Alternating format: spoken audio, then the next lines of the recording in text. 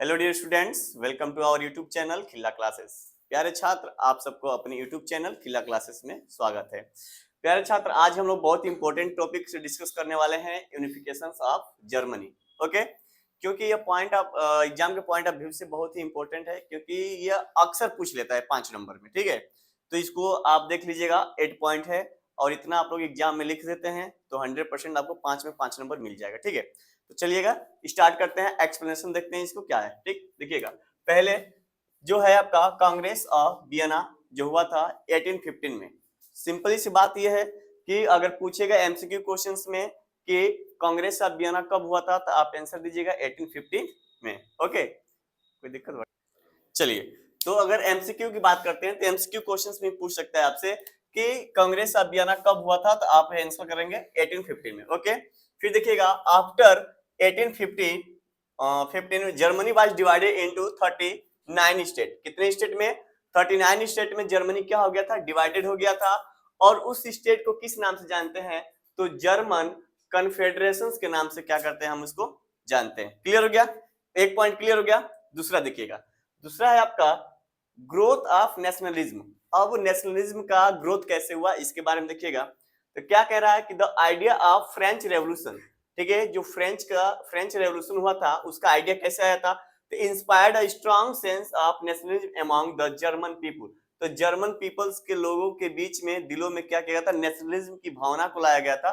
तब जाके क्या हुआ था? नेशनलिज्म की ग्रोथ हुई थी। ओके, थर्ड पॉइंट देखिएगा, जुलोवेरियन कब हुआ था? 1834 में। अब देखिए क्या, Persia formed the Juloverian custom union that removed internal trade barriers and created economic unity। ठीक है, ये क्या था? इसके तहत क्या किया गया था? जो इंटरनल ट्रेड बैरियर था इसको क्या किया गया था? रिमूव कर दिया गया। क्या किया गया था? हटा दिया गया था। और जिसके माध्यम से इसमें क्या हुई थी? जो इकोनॉमिक यूनिटी थी वो क्या हुई? ज्यादा बढ़ गई थी। क्लियर हो गया? चलिएगा, अब फोर्थ नंबर का देखिएगा, role of Otto von Bismarck. अब देखिएगा इसमें बिस्मार्क का क्या रोल था इसको देखिएगा। तो यह बहुत ही इंपॉर्टेंट टॉपिक है। देखिए क्या कह रहा है, Bismarck the chancellor of Persia. पहली बात, बिस्मार्क कौन था? तो पर्सिया का चांसलर था। Okay, followed the policy of blood and iron. क्या है? ब्लड एंड आयरन का पॉलिसी दिया था, ठीक, टू अचीव यूनिफिकेशन। ठीक है, इस यूनिफिकेशन को अचीव करने के लिए उसने किसका नारा दिया था? तो ब्लड एंड आयरन का। ठीक है, ये चीजें कंफर्म हो गई। ठीक, दो चीजें याद रखिएगा, जो बिस्मार्क थे वो क्या थे? पर्सिया के चांसलर थे, और इन्होंने क्या किया? यूनिफिकेशन को अचीव करने के लिए ब्लड एंड आयरन का स्लोगन दिया था। ओके, फिफ्थ नंबर पे देखिएगा, ठीक, डेनिस वार 1864। ठीक, कब हुआ था? 1864 में हुआ था। डेनिस कब हुआ था? ठीक, डेनिस वार 1864।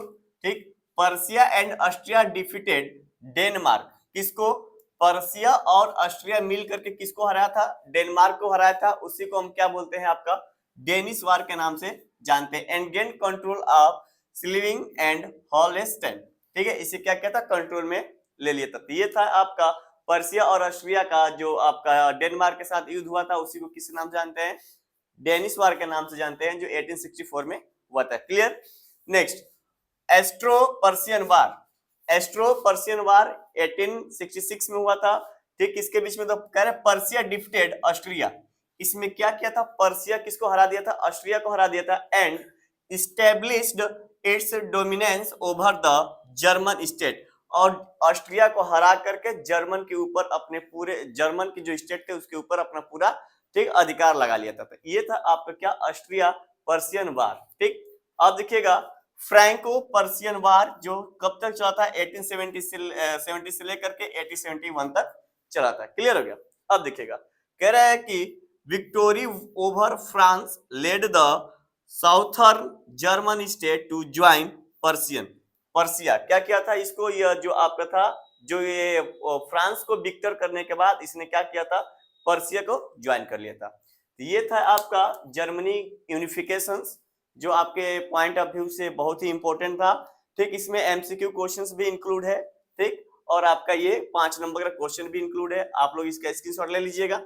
ओके, और इसको अच्छे तरीके से आप कहेंगे कि रट्टा मार लीजिएगा, क्योंकि 100% ये आने वाला है। ठीक है, तो आज के लिए बस इतना ही। Thank you so much, bye bye.